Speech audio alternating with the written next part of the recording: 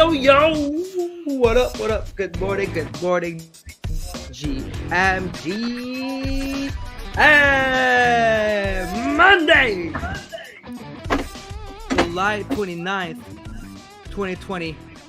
Look at that. Another beautiful day to have a beautiful day. I got my co-host in the house, Mando, Tyler, a.k.a. Airplane GCR. How you guys doing today? Doing great, man. Doing great. Airplane GCR, Can you hear me? doing today? I'm great.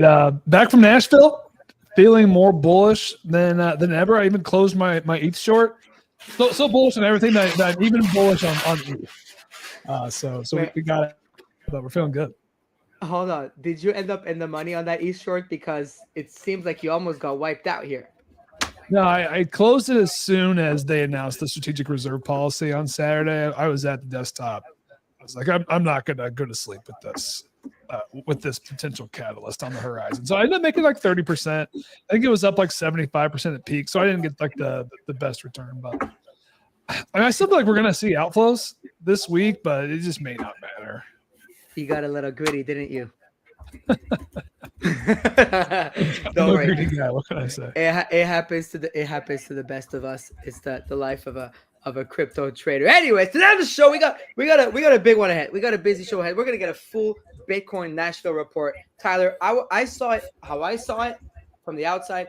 I want to hear it from the inside. How it was for you, how it happened, what went down, how was it being in the same room as Trump, talking about all this Bitcoin shit. And your highlights. Market report. Mando, you have some work to do today. I mean, 70K Bitcoin. Yeah, well, almost. Well, no longer. Sorry. We just dumped as the show started. But, that's something you love to see. Nearly a $200 Solana. You love to see it. The whole narrow thing. You guys have to, like, run me through the shit. Because I was totally out when that happened. So I have no clue what went down on that front. And I'll need a TLDR here. And last but not least, we'll join by Doodles CEO, Jay Hogan. I mean, Julian's going to join us. We've talked about Doodles over and over and over and over and over again on the show. It's time we bring the man of the hour on, the CEO, for a little interview on the show. So anyways, I don't think I have the jingles on me right now. I had to take a quick trip to Germany. I have them here. Without further ado, I think we should start with Tyler today so we can get the Bitcoin Nashville TLDR. NFT and crypto analysis. Tyler D on Fomo, our cause the kid can't miss. Ready to bash some bears.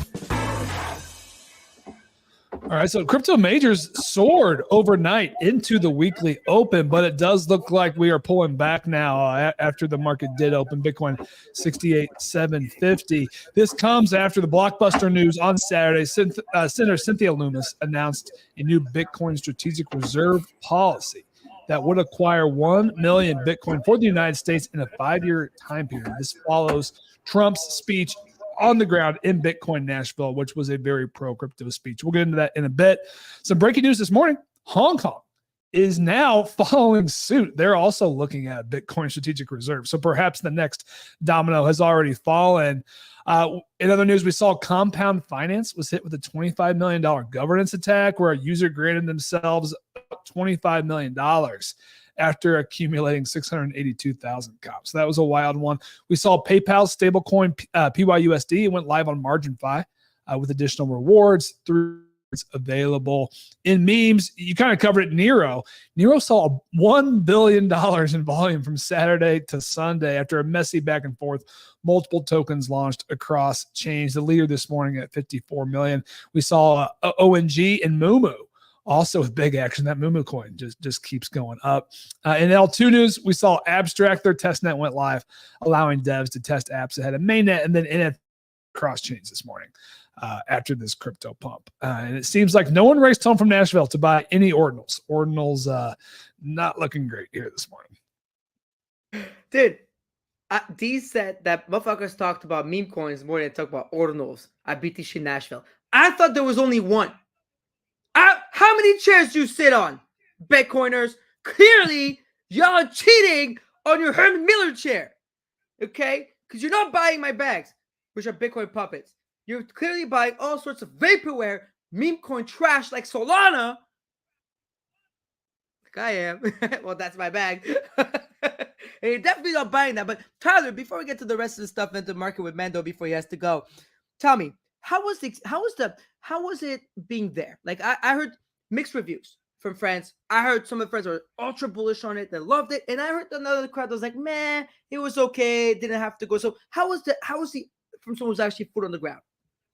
I've never been to a Bitcoin before. I've been to crypto conferences, never been to a Bitcoin one. I will say, like, one thing that jumped out is like the cult aspect. Like, I feel like the Bitcoiners are a stronger cult than like the NFT crowd or just maybe other broader crypto. I mean, it feels like a very strong group. I'll get into some of the speeches here in a second. You know, Nashville is a great city. It's local, cheap. You know, I think I took like 3 Ubers. Like, everything was very condensed. It was very easy to get around events and to the conference. So that part was nice. I mean, I think, you know, we can go into the Trump speech in detail, but for me, I think that beat expectations. I actually predicted that the speech would come in under expectations. He wouldn't say much. I think he actually said more than I expected. I think another takeaway here is that crypto has become more political than ever. I think a lot of the I attended were basically just pains. I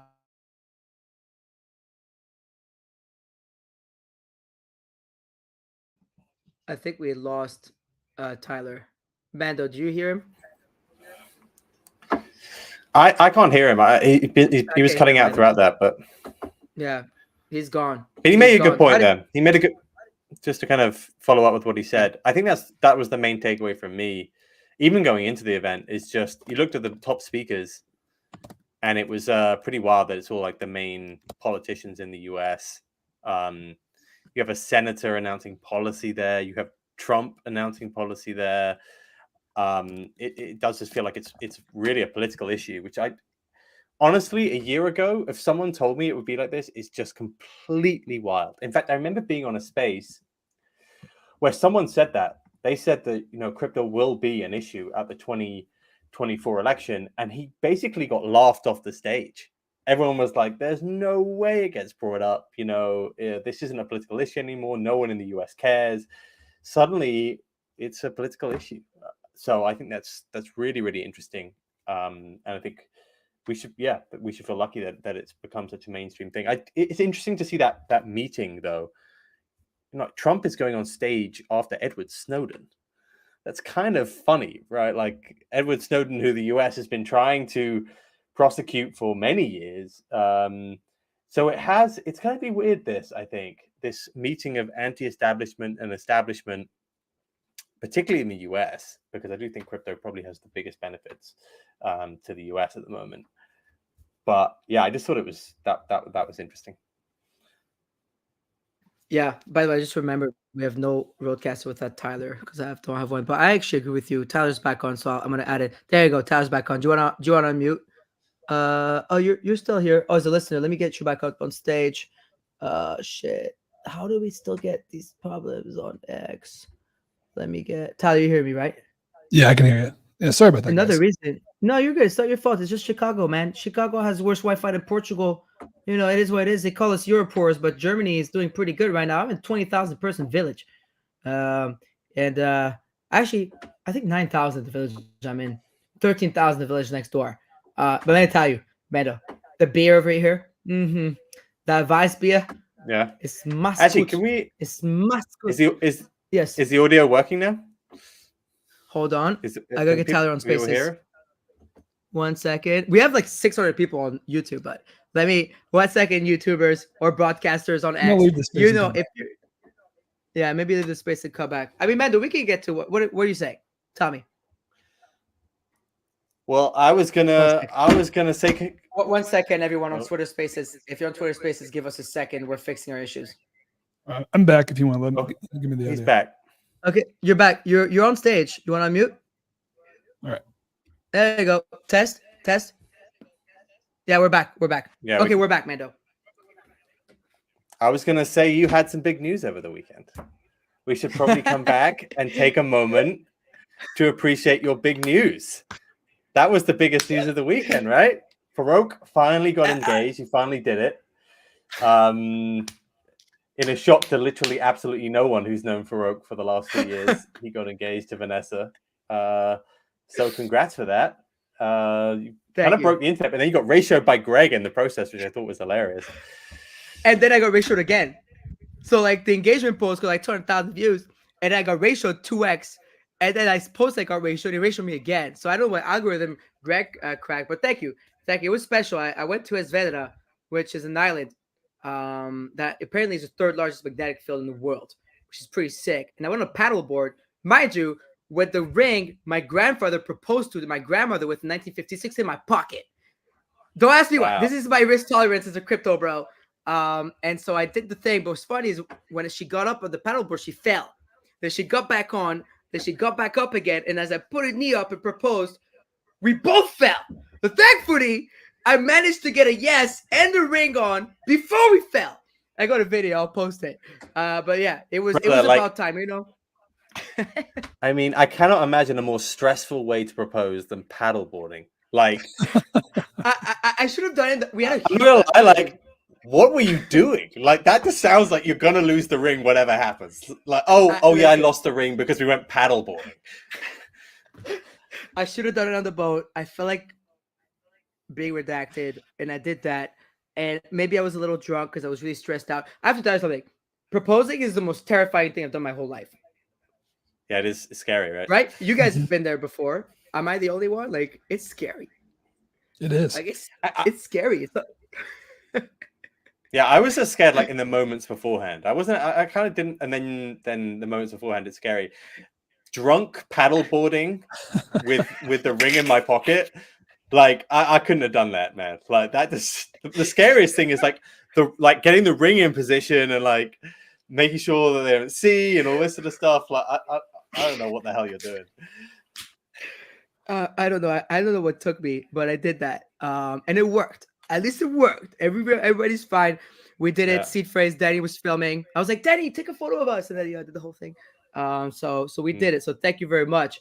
It was fun. It was a special time. Now Keith, you, Benny, everybody, Hannah can stop texting me every week to remind me to get engaged. I did it. It's out of the way. Get back to work. It's a lot of work. But anyways, back to Bitcoin Nashville was the second biggest news of the weekend after my engagement, of course. But we were talking about this, Tyler, and Mando was saying that he agrees with you on your point you made. But quick thing, for me, the biggest takeaway, apart from for what it's worth, I thought the speech was kind of okay. He's quite a comedian. The headlines were bangers. The Bitcoin Reserve will keep the big headlines. And I even told Danny, I said, we're going to pump like fucking crazy on Monday when TradFi gets to the speeches. For me, the highlight was the VanEck CEO saying that he owns 30% of his net worth in Bitcoin. Yep.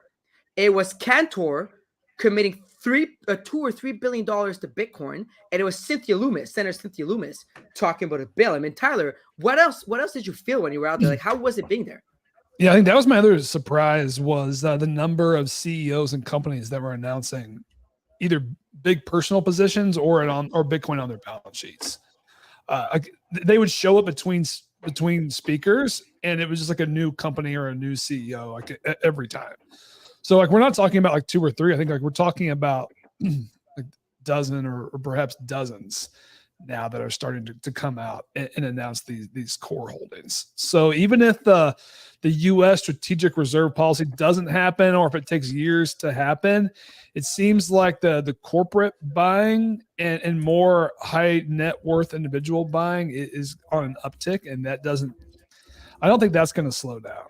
And I think the Trump from his speech was never sell your Bitcoin. That was on the headlines on CNBC this morning. Like when they were talking about the conference, like that was the tag under it. And those are good signals, right? Like for folks who don't know much about the space and are wondering, it's like those are the things that kind of creep in the back of people's minds. The sailor speech was like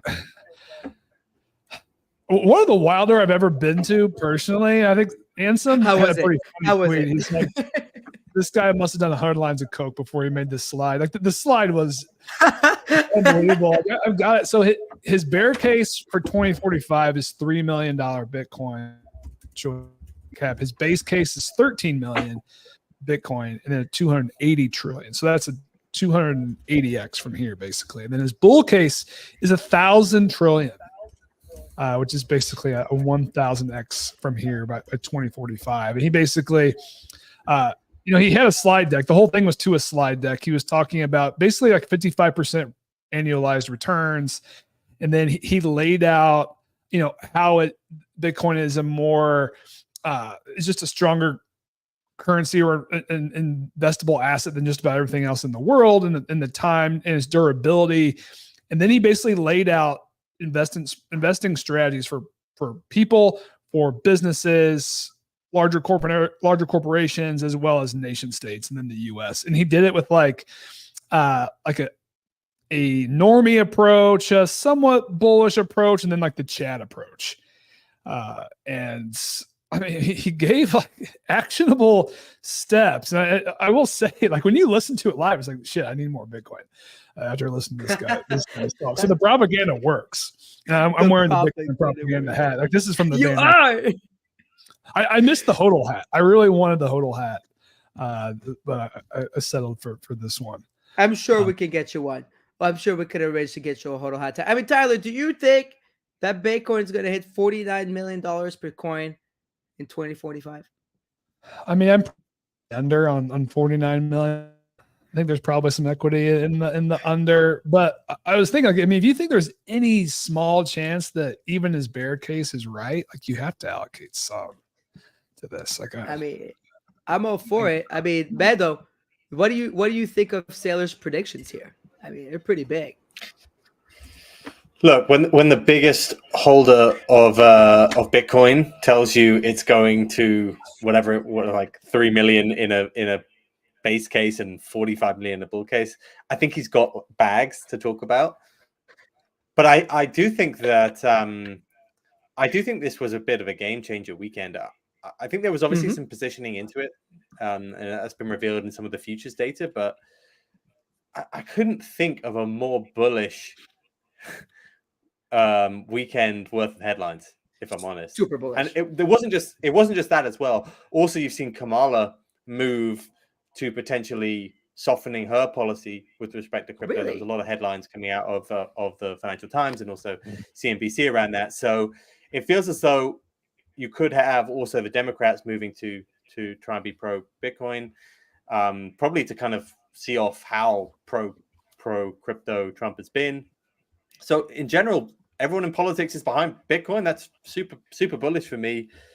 If they get a Bitcoin strategic reserve, that is truly wild in terms of the numbers that you could start talking about. And it's not just them. I put this back yesterday. Imagine Germany right now. Germany, I am here. I had a chat with some Germans earlier. Because you have suddenly Trump is gonna FOMO all of the G20 into buying Bitcoin, and they had a nice little bag that they could have sat on. But if the Fed or if it becomes government policy to buy Bitcoin, there's going to become a lot of countries' government policy, I think, to buy Bitcoin as well. And it was a free bag because they literally took it over. It was a free bag. They took it from a company called Movie 2K. Exactly. I wish I could take over someone's 42,000 Bitcoin. It's this is the thing for me. I think it doesn't just change the game for the US; it changes the game globally and for corporates as well. All this sort of stuff. If the US has a global has a Bitcoin reserve, suddenly a bunch of Fortune 500 companies and some of the biggest companies around the world will probably think, well, if it's good enough for the Fed and the US government, then why not me?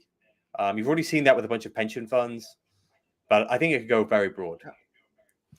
Yeah, that is definitely a huge takeaway. One other thing, Tyler, we got to hear this story of Airplane GCR, dude. You were killing me. I have to say, you made my weekend. On Saturday night, I had a few drinks, and I was waiting for Trump to come on, who was delayed on top of that. And you were tweeting like a madman, saying, Elon's jets is directly, we are live. And then he goes, need to start descending. And then Tyler goes, breaking news, Elon Musk's jet is descending. And I was here, I was crying laughing. I swear to God. I mean, tell us more about this, about your roller coaster of emotions there. Yeah. So this is a kind of a long story, but so I was actually on the no side of this bet. I even went on my show and touted the play. people would bet Elon up to like 30% because his jet was in Memphis on Monday. I was like, that's nonsense. And I don't think this guy's really going to speak. But then Thursday, I'm going home from the Liquidium event. I'm going to another event in Nashville, boots on the ground. And my Uber driver says that she had picked someone up yesterday that says Elon is the surprise speaker at this conference. And I grilled her. I asked her the question like 5 or 7 different ways. Like, who was this person? Did they look like they were official? Like, are you sure that they said Elon? And like at the end of this 30-minute ride, convinced. So we switched destinations. We went back to the hotel. I got the ledger out. I sold my no shares at 93 cents. I got in around 80. So I made a little 20%. Flipped yes at 7 cents, $700 to win 10K. What was the bet? And then started tracking his jet. So I found the Instagram account where you could find kind of the more static information. Friday, I'm like, okay, that's fine. As long as he leaves by Saturday morning. So it was still pretty low odds it was going to be him Friday night. Wake up first thing Saturday, check my phone. First thing I check is Instagram, his jet page. He's taken off. So he had left Paris in enough time to make it. So I'm like, we are alive here for Elon. Start tracking the plane. It gets in the U.S. as I'm headed, starting to head to the airport myself. And then he lands in New York. God. And Tyler's gone again, dude. Man, though, how funny is that, bro? Were you tracking Tyler? He was killing me, bro. I was tracking it, but I was a little bit confused. Like, who was the special guest? There was no special guest. I love you. Okay. All right, we're back. Yeah, we're back. Yeah, sorry. There was no special guest, though, right? There was no special guest. Like, everybody and their mothers were tweeting about special guests. There's no special guest.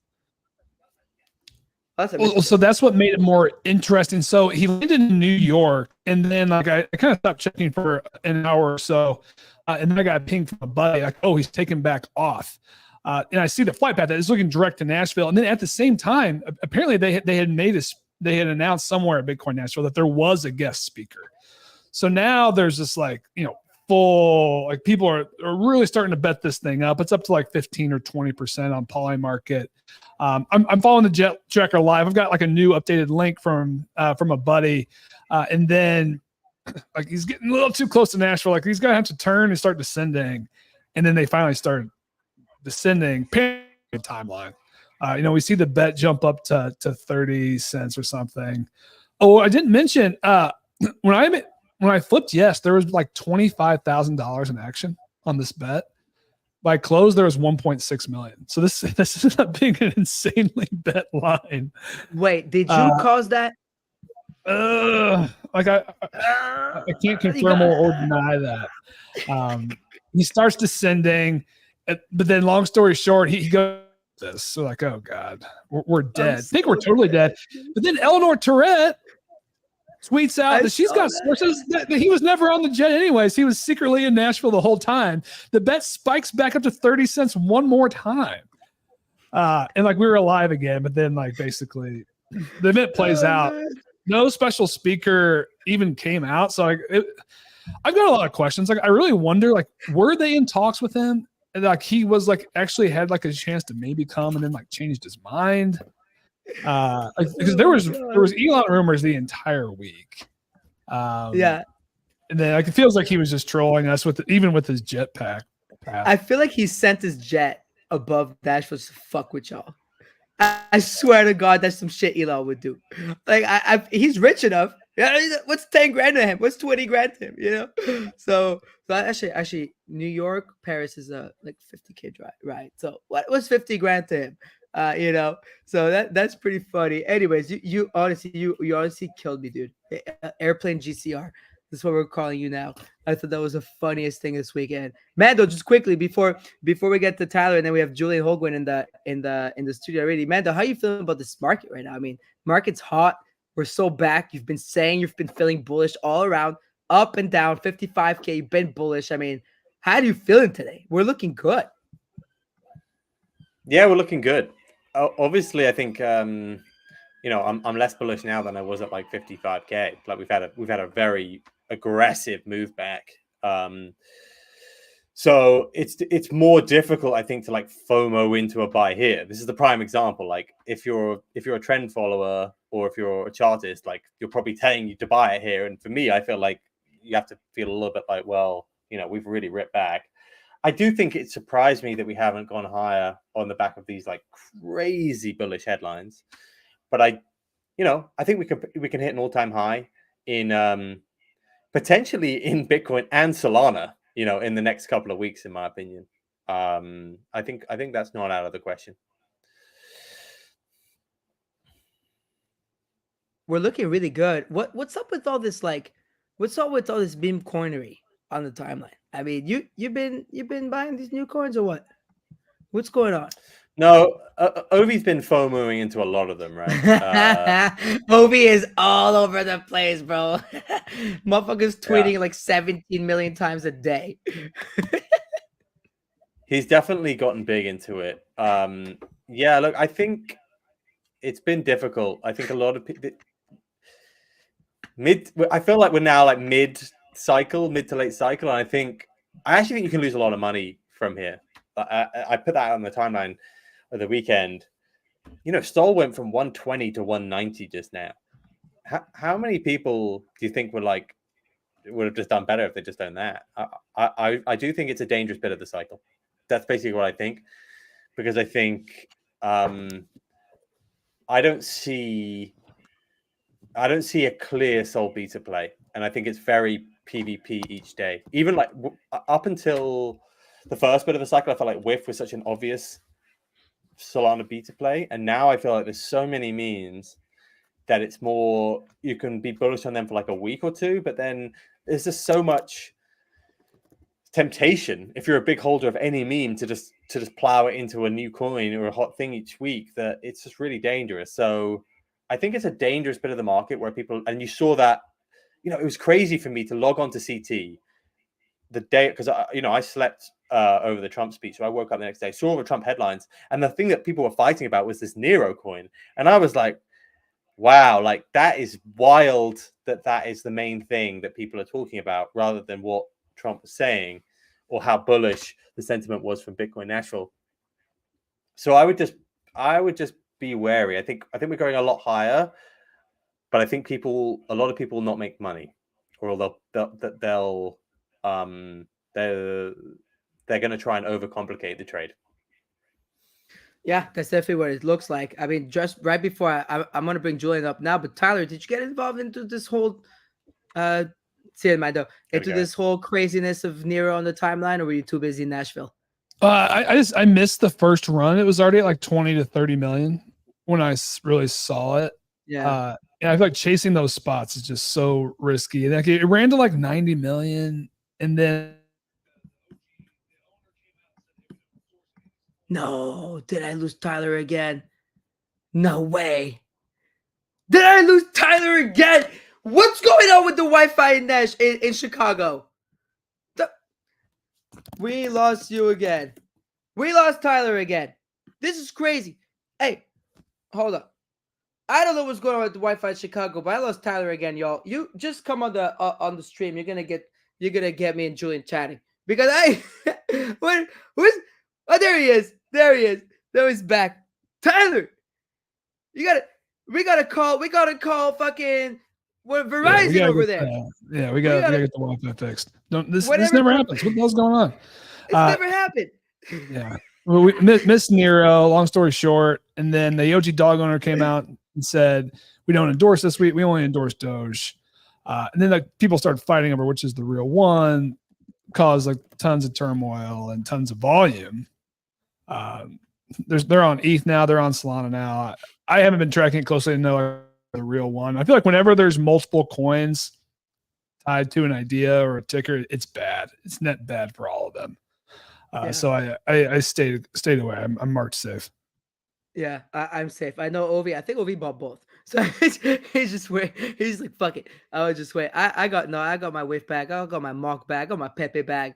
I got my Solana bag. I'm done this cycle. I'm just chilling and working. But anyways, listen, we'll keep some of the big topics for tomorrow. we've got Julian Hogwood in the house. Julian, Doodles CEO, how you doing, baby?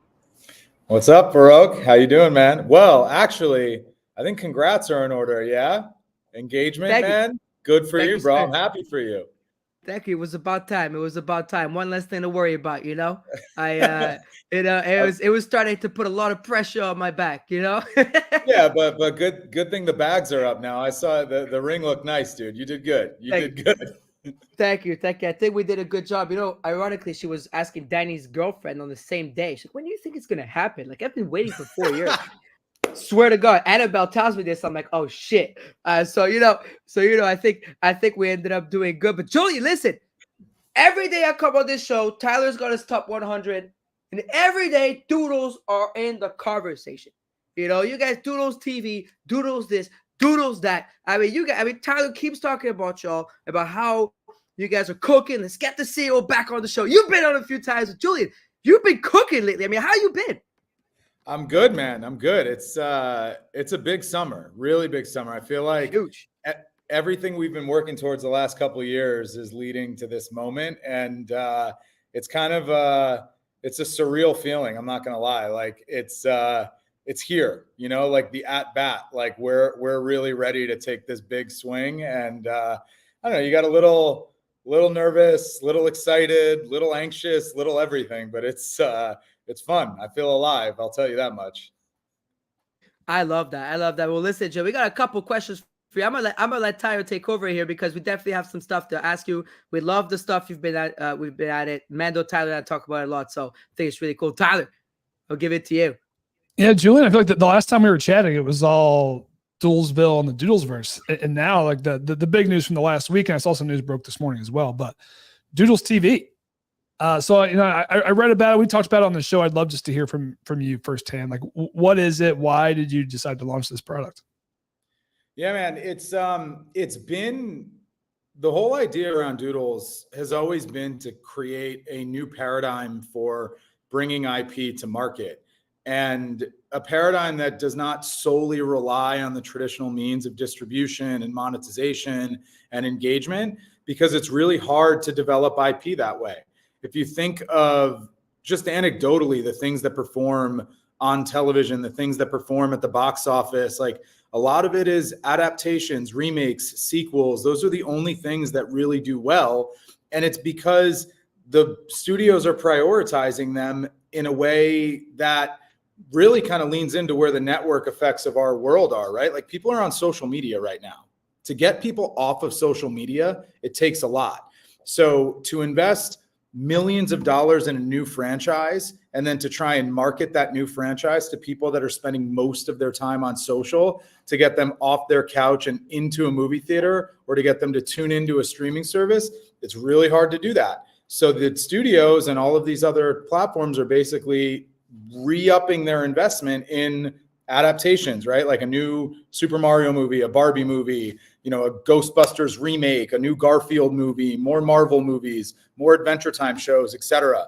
And what it's done is kind of squeezed out the mid-level creator, the artist that used to make a living getting their shows made on Cartoon Network. Like it's just getting harder and harder to launch new IP. So we believe PFP projects are a really unique way to bring new IP to market and create sustainable growth opportunities. But it's not launch PFP, put everything on YouTube, put everything on Spotify. Like launch the PFP project, start building the community, start building a culture, start building a vibe. And then when you're ready to, and in our case, entertainment, when you're ready to bring that IP to the world, don't just give YouTube and Spotify all your content for free. Like own the moment with your community. If people want to be part of that moment, make them pay for it. And then once you've had that moment with your community, bring it to the world. Still utilize YouTube because there is built-in network effects there. Still utilize Spotify because that's where the majority of content consumption happens. But there are other ways to really bring a core fan base together in an environment that you own. Think of like stand-up comedy right now. They're doing it in a really incredible way. Like I'm sure you guys are familiar with Andrew Schultz, but he actually bought his special back from Netflix. And instead of putting, so he was supposed to go live on Netflix. He bought the special back, put it on Moment House, and sold early access viewing to the special on a direct-to-consumer platform and made more money and recouped all that money that he was making from Netflix licensing it exclusively. And in this scenario, he doesn't sacrifice the direct relationship with his audience, and he makes more money than he would have made otherwise, and he still gets to put the content on YouTube later on down the road. For us, we think that's a really interesting format, especially when you tie it to digital collectibles that can kind of commemorate the moment. So all of our album art isn't pen, it's not like paper, it's actually NFTs. All of the posters, they're NFTs. And we have this collecting platform in the studio, which Doodles TV is ultimately a feature of, where not only do you get to be first to watch the content, you get to literally be in the know before anybody else. And by the way, like, being first is valuable in our society, right? Like, knowing what other people don't, being first to things, that's social currency. People really care a lot about that. People are willing to pay for that, even though our original collection holders aren't going to have to. But social currency is what we all compete for every single day. The only thing that we thought would drive people truly into our platform and into the studio platform that we're building is content that people really cared about. Creators have that. Doodles now have that. So we think we're building a new platform for IP development, the creator economy. It's all built on chain. It brings people into the rest of our collecting loop. And it ultimately creates an opportunity for us to control our own destiny before we bring it to the wide distribution platforms that pretty much control all the time and attention of our society. So that's kind of the background for it. And there's obviously a lot more. We could talk about it all day, but that's the high level.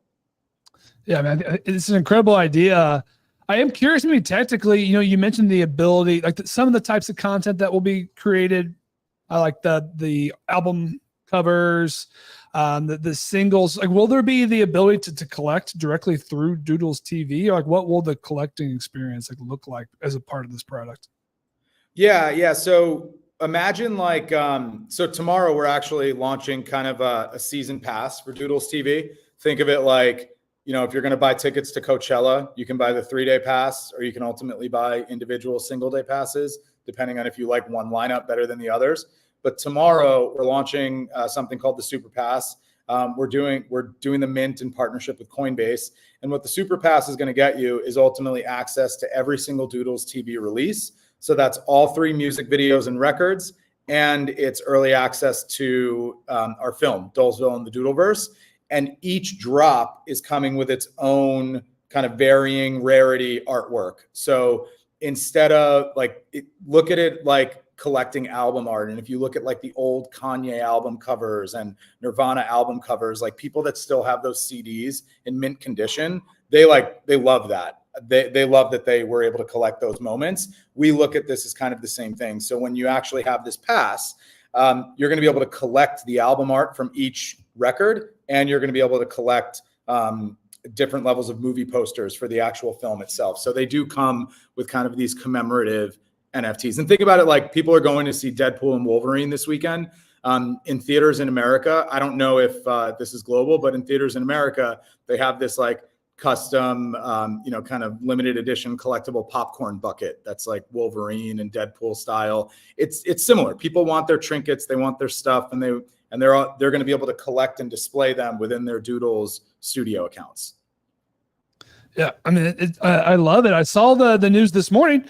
The Doodles Records track list. We got some of the early ones, right? So maybe if you want. So we got "Not in the Store" by Coi Leray, "Can't Hold Me Down" by Lil Toon Shy, Lil Yachty, and then the Pharrell song. They're coming out in the next couple months. So are these tied to the film? Are these standalone? Yeah. So I'll give you a little background. So basically, this dates all the way back to when we first started working with Pharrell. And we were like, hey, we want to make music. We want to make hits. Like, let's do some music. Let's animate the videos. Let's do the whole thing. And he's like, and we're like, the story and the film and TV content, all that stuff will come later. And he's like, look, if you're asking me to do what I did for Despicable Me, I don't think I'm going to be able to do that. Like when I did that, I knew who was voicing Gru, which was Steve Carroll. I knew what that character was. I knew the setting. Like I knew everything about that story that I was ultimately creating music for. You guys aren't ready for that. And we were like, well, damn. Okay. So we got a little bit of work to do. So we got to it. And that is kind of when all the content development started. We acquired Golden Wolf. We brought Jesse Moynihan on board, who was one of the writers on Adventure Time and also the art director for Midnight Gospel. So we started building the world out. We started building out the rules. Then we got to the script and the actual dialogue between the characters. We started kind of building Hap's character and Mello's character, and really put like a story behind these characters. And we got to a point where we got a full animatic together, and we walked through it. And Pharrell kind of like on the fly was starting to come up with like beats and melodies that really made sense for the particular scenes in the film. And because the film is around 20 minutes, we thought there could be like 3, maybe 4 original songs tied to it. So he basically put the beats together, was completely hyped with the melody and everything that, kind of came to life. The music actually represents different parts of the film.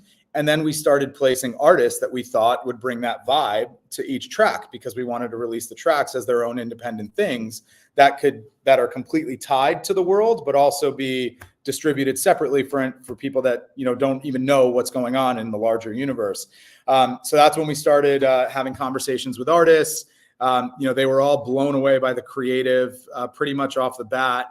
And some of these artists were kind of grew up on cartoons, so this really hit home for them. And then the songs just kind of started coming together. We got in the studio, put the records together. Every single step of the pipeline, the music got better, the animated music videos got better, and the videos themselves are going to be released prior to the film.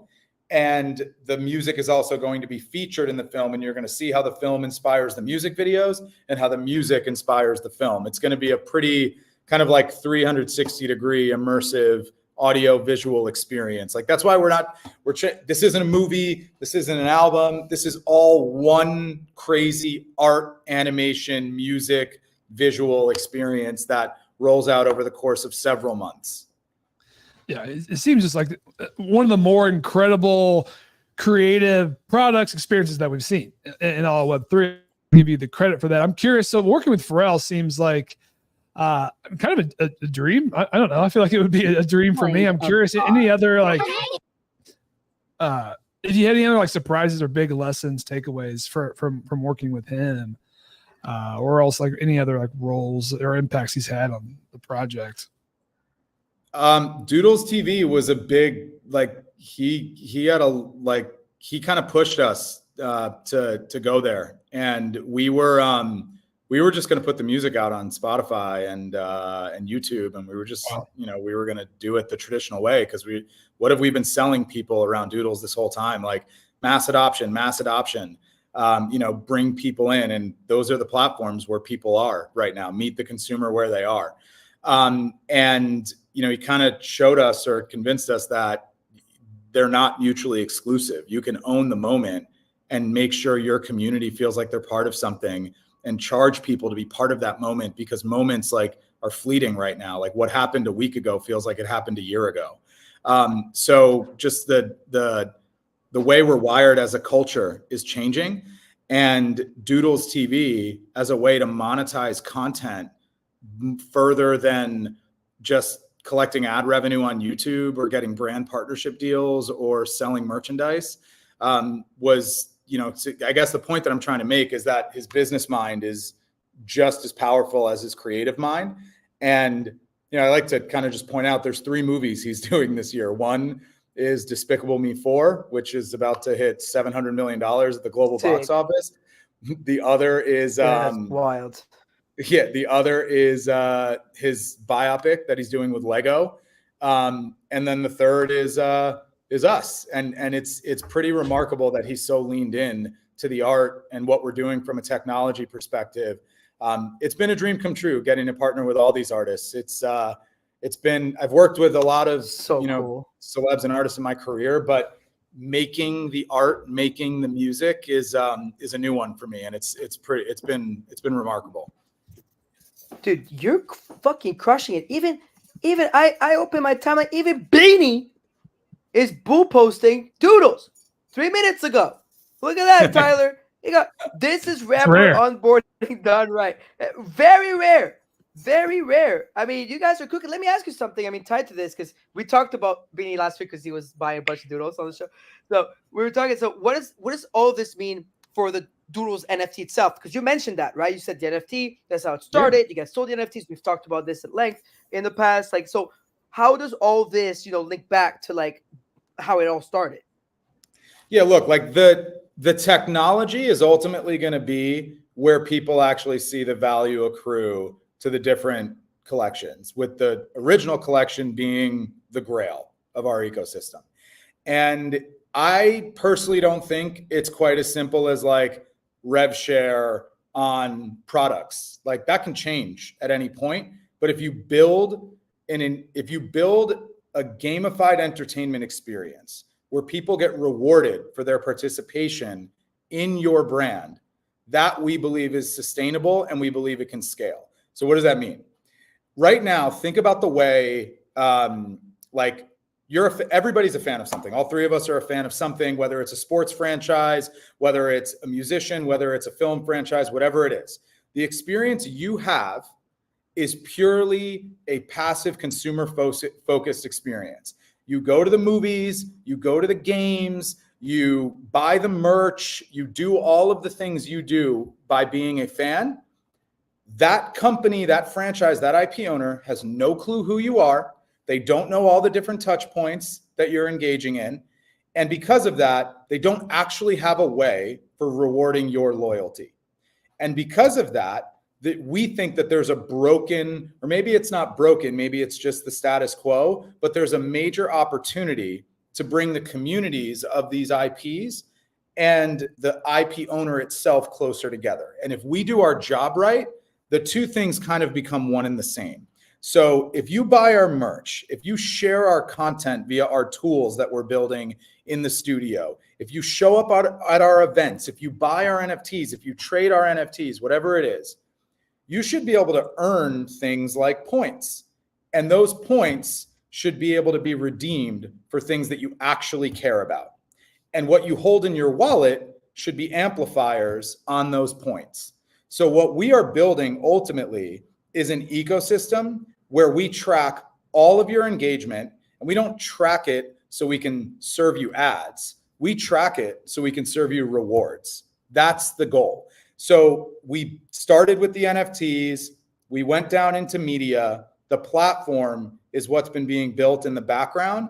And all of that engagement that people are creating around the Doodles brand, we feel like we've rewarded engagement through airdrops, through like trait-based redeemable merch claims, through free tickets. Like our event at the Toronto International Film Festival is a holder exclusive. The only way you can get in is if you have an original collection. And by the way, like there's gonna be mad celebrities walking the red carpet. It's a huge. No, this is a big deal. Toronto, huge film festival, right? Huge film festival. So we believe that we've delivered, although it's kind of like one-off analog, like there's no real structure to it. What we are building into our software is structure to the rewards ecosystem. And there's going to be more that gets announced on that. But I think there's two ways to kind of close the loop on that question.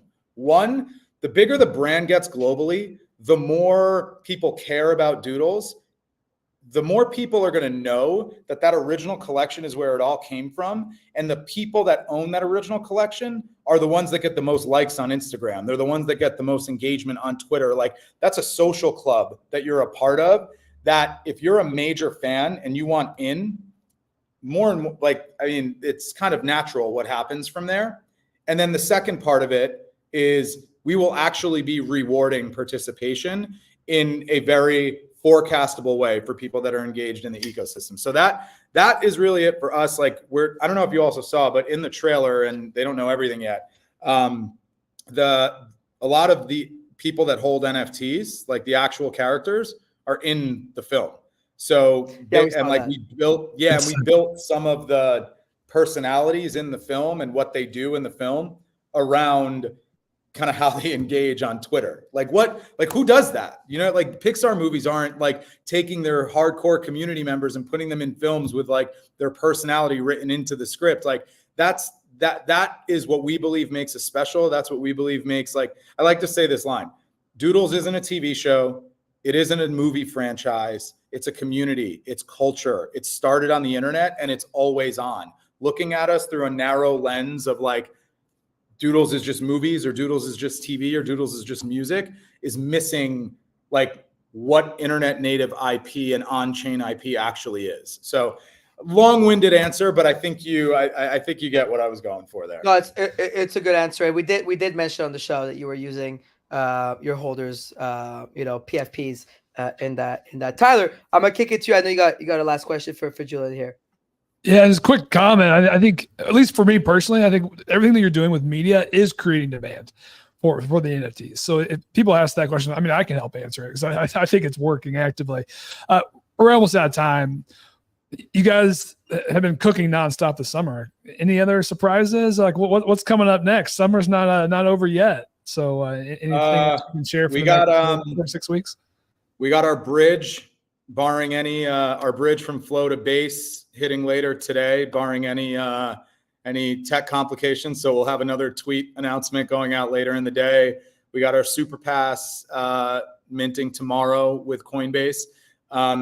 And then later this week, we have a pretty big brand partnership announcement. And then I don't know if you saw the leak last week, but we're doing a little thing with Rubik's Cube.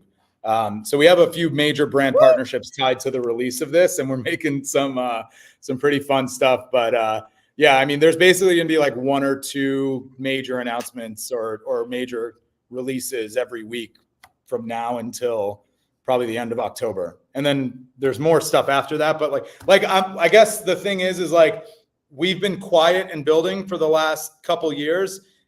And I don't think we've been that quiet compared to most projects, but we've been quieter than what is about to unfold. Like the new normal is just going to be Doodles all over the timeline. So I'm excited for the community to have their like moment. Finally, we've taken a lot of FUD and we're ready for the spotlight again. Doodles are loud. Like Doodles may have been quiet. Now Doodles are loud. Like you're dropping bombshell news on a near weekly basis. So you love to see it. Well, Julian, this is fantastic. Thanks for coming on. Hopefully we have you on again, in another month, and the next couple bombshells are out and ahead of Toronto. Yeah, let's do it. Farouk, I mean, come on, bro. It's in Canada. You got to come to the premiere. It's going to be sick. Dude, I'm going to be at Create Blockchain Week. Yeah. We that was tough planning for that. I one know. This time around. I would, if I was home, I would have come for sure. It's something I really love. I think it's super No cool. Listen, I'm a fan. I'm a friend of yours, and I think what you're doing is really fucking cool. So keep going. Fuck the FUD, and keep making us proud on the NFT side, because it's good to have multiple projects now hammering out. It's you guys. It's Pudgy. We're seeing the apes rumble again. Azuki's having their anime chain coming up soon. Like we're feeling it. We're starting to feel it. Coming. And as so it's good. Congrats, Julian, and thank you for coming. Yeah, thank you guys. Take it easy, man. Always big fans over here, so appreciate the time. Have a good one, brother. Thank you. Hell yeah. Well, Tyler, that was a great guest. I'm glad we finally managed to get Julian on the show to see this. So let's see what they got coming up. Tyler, tomorrow you're on hosting duty with Mando. I'm gonna be in the air, flying back from Germany here. I'm gonna go and have a little talk with the German government and let them know that they fumbled $600 million. And that's about that. So anyways, Tyler, have a good show tomorrow. For the rest of it, I'll see you Wednesday. Same time, same place for another episode of Fomo Hour on Rug Radio. Let's go.